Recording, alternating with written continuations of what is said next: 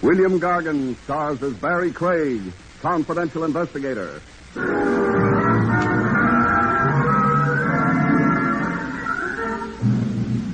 I knew a man once who thought epitaphs were the noblest form of literature. I liked them, too. It's the one place where they say only nice things about you. The only trouble is you don't hear them until you're dead.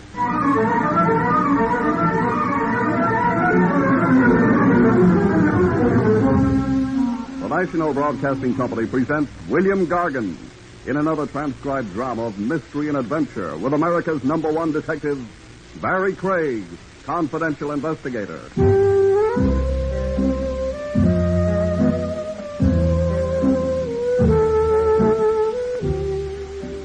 Barrie Craig speaking.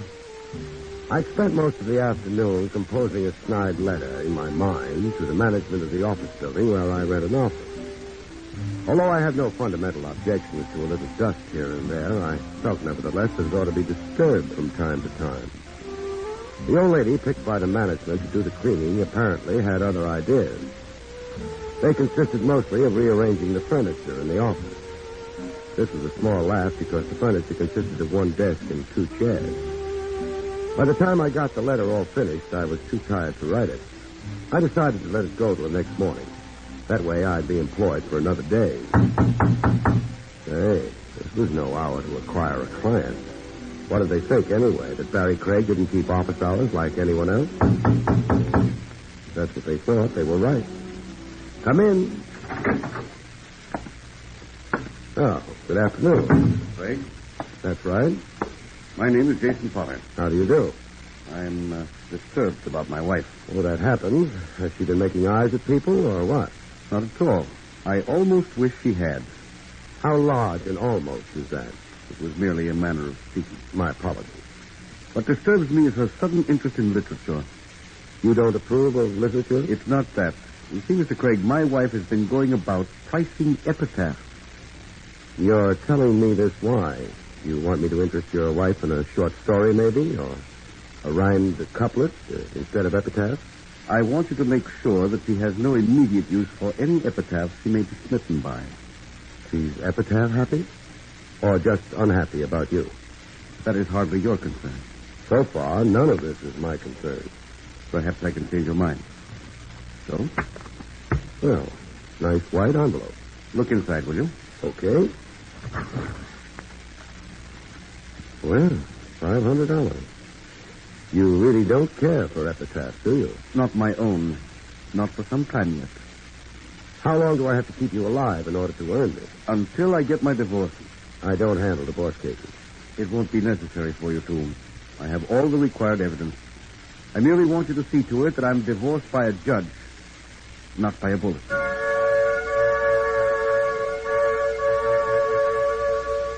Mr. Potter stared at me for a moment out of very cold blue eyes, turned, and left. His tailoring impressed me from the rear as strongly as it had from the front. He shut the door quietly behind him, proving he was a gentleman.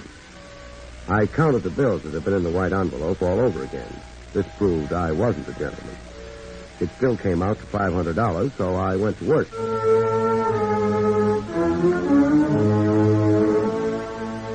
I picked up the Potters at their townhouse. Of course, I didn't know if they had a country house, but they certainly had a townhouse. All they needed was Grant to make it a dead ringer for Grant's tomb. They went downtown, and I followed them. They parked, and I parked. They walked into the Parakeet nightclub, and I walked into the Parakeet nightclub. Good evening, monsieur. I take your hat, no? No, you couldn't put my hat in with those others you've got there. Why not, monsieur? They'd probably walk out and protest. Monsieur's a wit, no? Monsieur's no wit at all. Not only that, but he remembers you from Brooklyn. Oh, monsieur makes the dress. Barrie Craig. Hi, Marge. Not Marge, Mr. Craig. I'm Cece. The management decided they needed a French hat check girl. I guess they kind of figured it was sexier or something. I'm sure the hat's appreciated. So I'm Cece. You make a very nice Cece. That couple that just walked in, the Potters, do you know anything about them? Oh, no, not a thing, Mr. Craig. Of course, Mrs. Potter's name used to be Gloria Blair. Her father used to be a millionaire, only recently he wasn't a millionaire anymore. She's 27 years old. Her hair used to be 3 shades lighter. And she's got a small mole under her left shoulder blade. She hates pajamas. Gosh, I wish I could help you out. But you don't know a thing about her. That's right, Mr. Craig. What was she doing before she married Potter? For fun or to eat? To eat. She didn't eat much. Oh. But for a while she tried to make a buck as a singer. Here. Potter struck me as being a very cautious cookie. How did she manage to land him? It's a laugh. Fifi, I'd like to laugh, too. Oh. Well, I think they incorporated her. They incorporated? Fifi, how would you like to be strangled? Gosh, I don't know. I guess the fellas I've been out with were too bashful to try. Who incorporated Gloria Potter? Mr. Jones, mostly. You see, Mr. Potter was always scared some girl would marry him for his money. He's silly. What else does a girl get married for? Well, I'll check, and if I find out, I'll let you know. But seeing Mr. Potter was so prejudiced, this Mr. Jones gave Gloria a lot of money so she could pretend she was still rich. And she did, and Mr. Potter married her, and it was very romantic. Yeah, I can see that. Where could I find this Mr. Jones if I wanted to? You want him to incorporate you, too? No, I'm not planning on getting married. Well, Mr. Jones, his first name is Oswald, but he doesn't like people to know that. And he's got a very beautiful apartment over at the Barham Towers. It's kind of a hunting lodge. It's on the 11th floor. A hunting lodge on the 11th floor? What does he hunt? Well, never mind. I'd better get back to work. So long, Fifi. Gosh, I wish there was something I could have told you about Gloria Potter. It had been an interesting interlude along the sidelines, but it was time for me to get back into the main arena. The Parakeet was a very handsome and expensive nightclub filled with handsome and expensive people. I waved off a head waiter and stabbed myself a table a couple of feet from the one occupied by the Potters. I had my first chance to take a good look at Mrs. Potter. I took a very good look. Mrs. Potter was worth it. At which point, somebody may have noticed my staring and decided to make it hard. They put the lights out. I made a dash for Potter's table and Potter. I got a hold of him. He objected, but I didn't treat him gently. Maybe the shot hadn't been fired at Potter. It would have been a coincidence. I felt just as happy I hadn't tried to prove it. The lights went on after a while. How do you do, Mrs. Potter? Who are you? What have you done to my husband? My name is Barrie Craig, and I think I've knocked him out. What on earth? I had to get him out of that chair. Dad! Mrs. Potter, who do you think those shots were fired at? About this time, we got lots of company. Head waiters, managers, newspaper columnists, and stuff.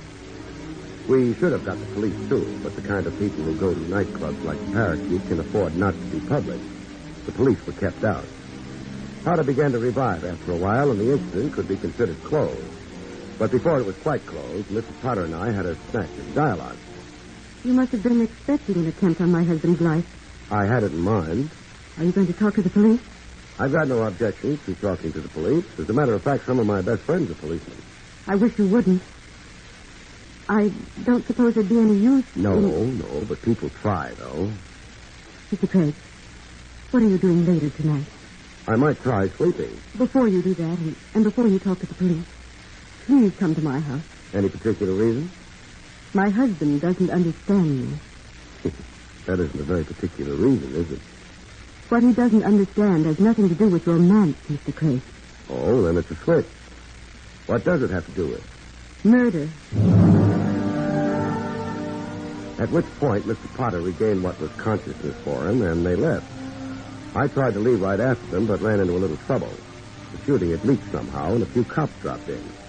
They were too late for the Potters, but they were in time to hold me up. Not very long, but sometimes a half hour can be much too long. I was a little worried by the time I got to the Potters' front door. I didn't want Gloria to think that I turned her invitation down.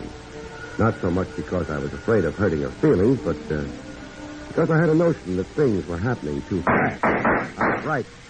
It was a solid door. It had been built well. Nothing happened except I got a bruised shoulder out of the effort. Who? Barrie Craig, Mrs. Potter. Excuse me. You came. I came, only I think I was a little late, wasn't I? Those shots. They came from my husband's study. Let's go ask your husband what he thought of them. All right. Anyone else in the house except your husband and you? Not so far as I know. The servants are away. That makes it convenient. Makes what convenient? Cuts the list of suspects down. Suspects? Yeah, in case those shots were aimed any better than the ones back at the club. That's the door. Your husband's room? Yes. I used a handkerchief on the doorknob. If you don't mind, I wouldn't want to disturb any fingerprints, even if they happen to be yours. Well, it's open, but But it was closed when you tried it? it was. At least that's the way you're telling it. Let's go in. Yeah, Mr. Potter. He's If you're trying to be delicate about whether or not he's alive, you don't have to be. He can't hear you. Then he is dead. As dead as they come, and when they're murdered, they come very dead.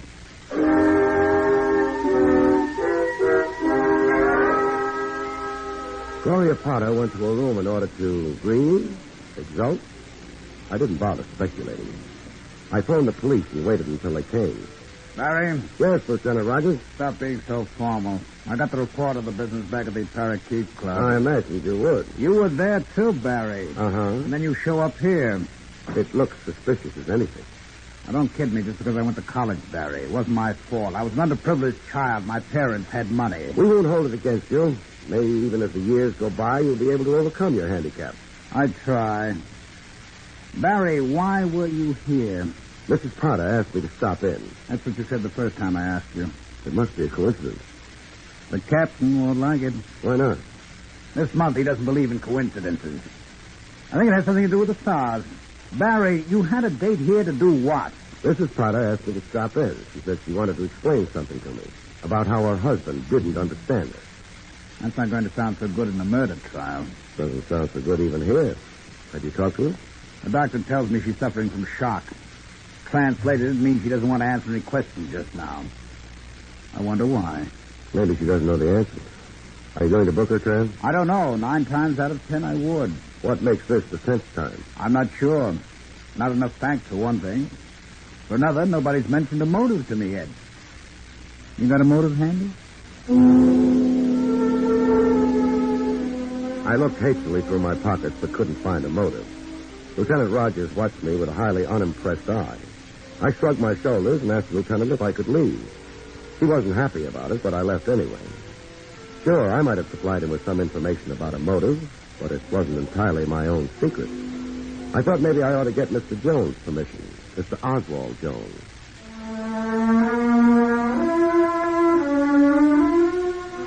It wasn't hard to find the Barham Towers. The 11th floor had an elevator running to it, which I used. It may have been a hunting lodge, but it had an ordinary door out in front of it. I hoped Oswald wasn't out hunting. Yes, The name is Barrie Craig. You're Mr. Jones? I am. Mind if I come in? That would depend on the nature of your business, Mr. Craig. I'm a confidential investigator. Indeed. That, however, is your occupation. Your errand? Gloria Potter. I dislike seeming finicky, but that again is merely a name, not a description of the reason that brings you here. I seem to be having a little logical difficulty with you, Mr. Jones. But Mr. Potter is having difficulty of another sort. Mr. Potter? And his difficulty is what? His difficulty was staying alive. He doesn't have any more difficulty now. Meaning he is dead. He's dead.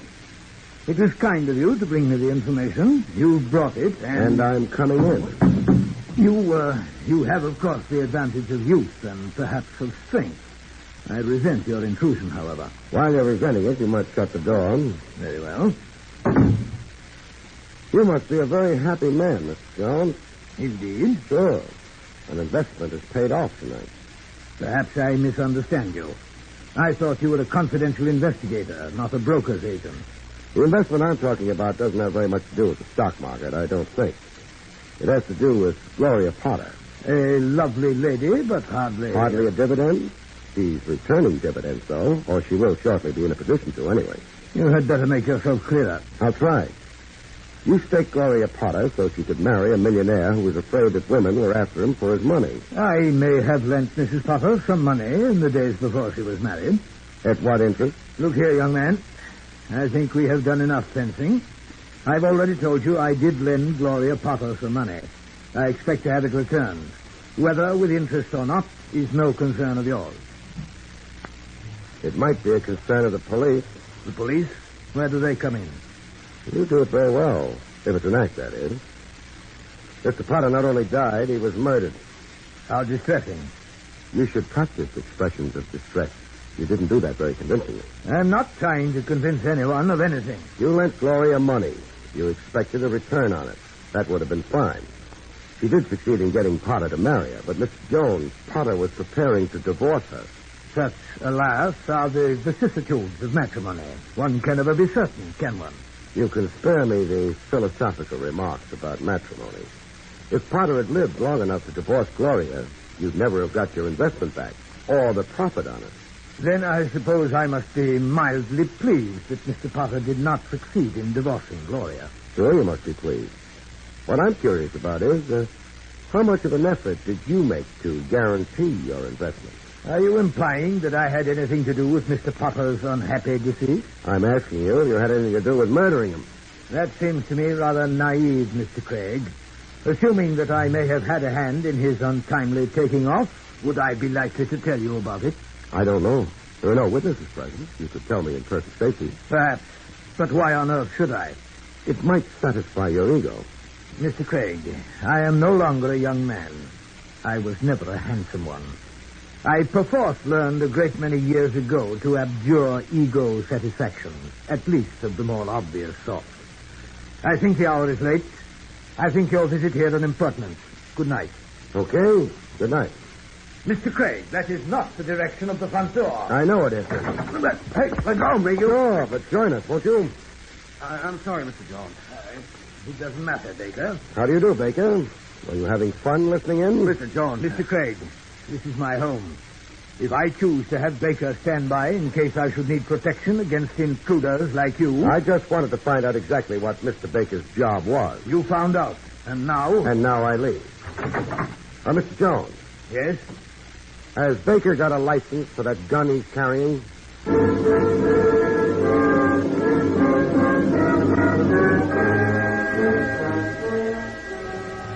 I'd left my car parked 3/4 of the way down the block from the Barham Towers. I didn't hurry getting to it. Maybe I thought somebody might take advantage of my being out in the open like this. The street was clear of pedestrians and of traffic. If anybody was going to take a crack at removing Barrie Craig from the case, this was the time I preferred. I was waiting for it. But nobody took advantage. I got into the car.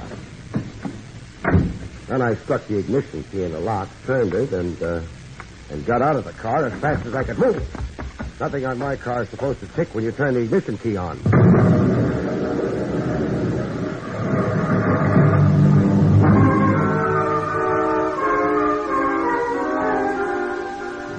It was pretty obvious the engine would need an overhaul. I didn't stay around to admire the wreckage. I thought that anyone who had gone to all that trouble of depositing an explosive in my car and hooking it up with ignition deserved to think that I'd been blown up with it, for a while at least. Besides, I had a phone call to make. Homicide, Lieutenant Rogers speaking. Hello, Trav. Found any motives yet? No, but I found something else. What? A wrecked car. Whose wrecked car? Mine. We don't issue traffic tickets in homicide. This particular car is in your jurisdiction, though. Or would have been if I hadn't got out of it fast enough. Somebody arranged to have it wrecked? Somebody arranged to have it blow up with me in it. Where are you? Now, that's not important at the moment. Trav, you've got a handful of uniformed men hanging around the late Mr. Potter's residence. Sure. Take them away. Are you losing your mind? No, I'm trying to find the killer.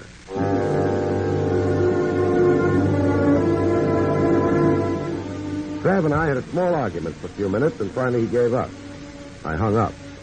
Then I tossed a mental coin to see who I would visit next. Turned out to be Mrs. Potter. Of course, I cheated. I wondered how surprised Gloria Potter would be to see me. Oh, Mr. Craig. She wasn't much surprised. May I come in? I suppose so. I don't have much of a right to decide what to do or what not to do right now. That sounds very bitter. It is. The cops have been getting in your hair? That's their job, I suppose. Well, they're not working at it anymore. What do you mean? No more cops around the house. You're joking. No? You've got a window. Take a look. I shall. But you're right. Is that why you came? Because you knew the police had gone? Could be. Then you're another... Then I'm another what?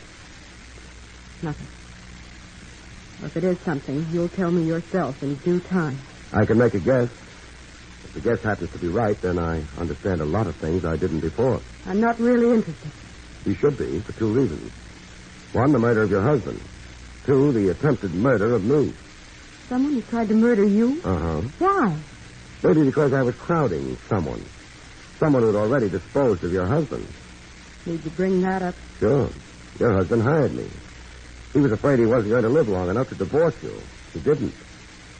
Now, you might try telling me the truth. About what? For example, what do you hear from Mr. Jones? Mr. Jones? Mr. Oswald Jones. The gentleman who bought you the platinum-tooth trap for Jason Potter. You have to get into it, too, don't you? Not, too. It means someone else got in on the deal. You also said that I must be another. Another what? You didn't answer that. You mind if I make a guess? I don't mind anything you do. Thanks. When I walked in here and told you the cops were gone, you thought I took advantage of their absence to come. You thought I was a blackmailer? Well, thanks for telling me. It rounds out the picture. There must be someone else here in the house. no. Sure, there must be. After my car blew up, I had a phone call to make. That took time. I took a cab over. It took time before I found one. But whoever had arranged to have that car blow up wouldn't have hung around. He'd have come here. I don't know what you're... Someone else must have known that your husband was preparing to divorce you. I don't think that's been a very great secret. That would have given him a nice handle for blackmail. And then... Mr. Jones. Yeah, Mr. Jones, complete with revolver.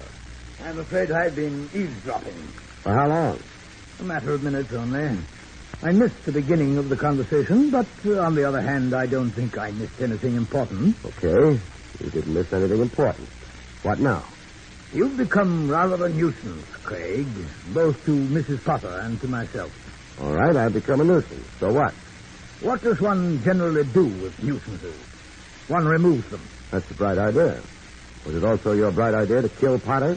I hardly think you are in a position to ask questions. You're not in a position not to answer them. You see, Mr. Jones, an attempt was made on my life less than an hour ago, and less than 100 yards from your house. Oh, nonsense. No, a wrecked car. You must have noticed it, leaving your house there. There would have been a crowd about it. Oh, now that you mention it, yes, but... Naturally, you knew nothing about it. Well, naturally. Which is what you'd say whether you'd set that bomb or not. However, the point is that the police know about that attempt. Interesting. More than that. Anything happens to me, and you're the first man they look for. I should be found quite easily. But that hardly constitutes proof. No, but how much proof would they need against a man with your record? I'm inclined to see your point. What do you want? You're silent for a few minutes. I was carrying on an interesting conversation with Mrs. Potter.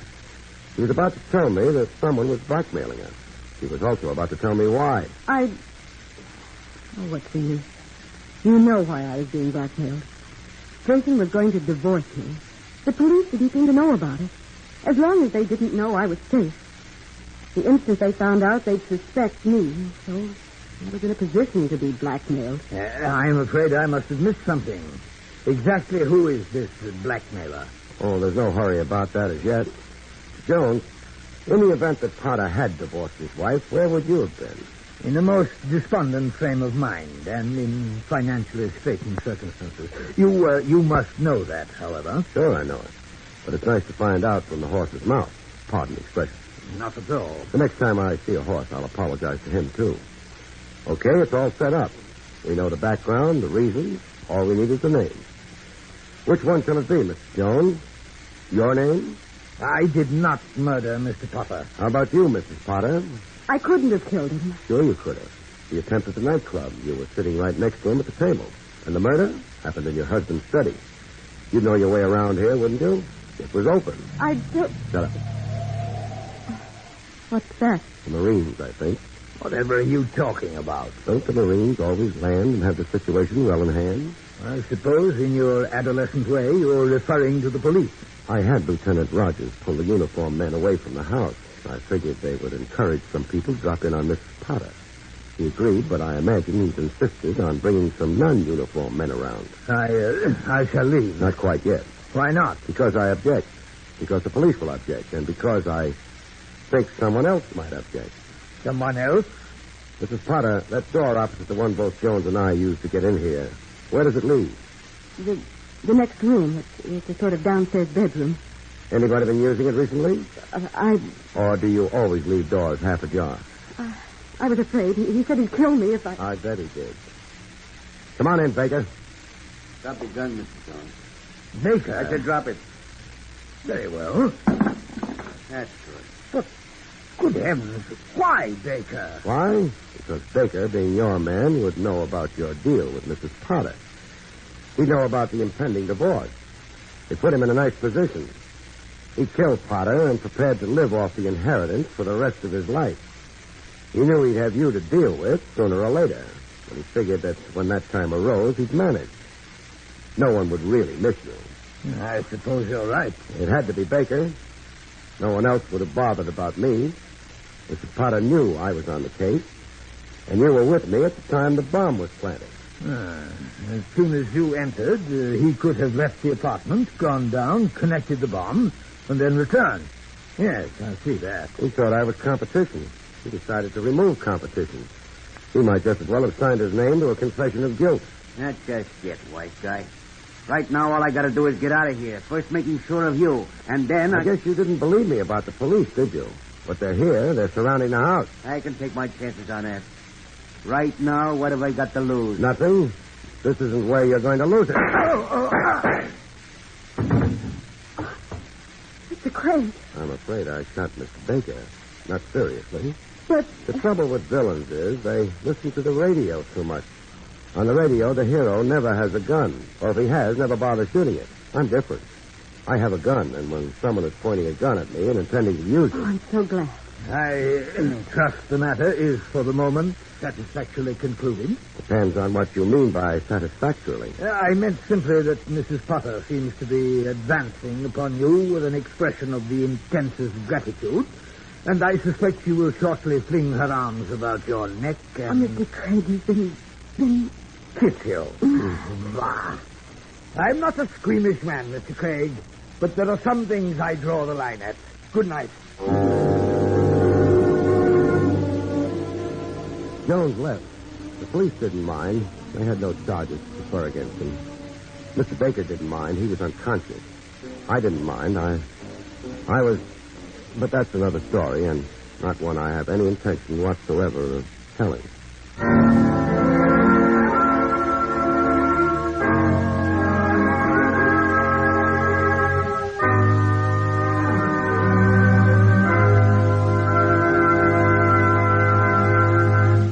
You've been listening to William Gargan in another exciting transcribed mystery drama from the adventures of Barrie Craig, confidential investigator. Tonight's story, Dead Lost, was written by Lou Vittis. Next week, it's the strange story of the Big Grab, about which Barrie Craig has this to say. Next week, 4 crooks and a discarded wife gang up on a fight camp in a plot to steal its purse, only to find the camp has a secret weapon handy. The Triple Cross. Good night, folks. See you next week.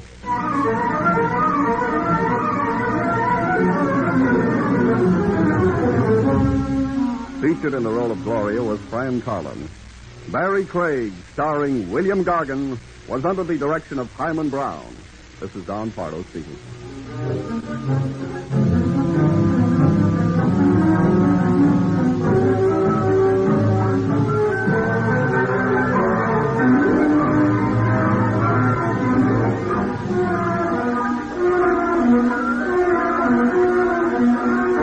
This is NBC, the National Broadcasting Company.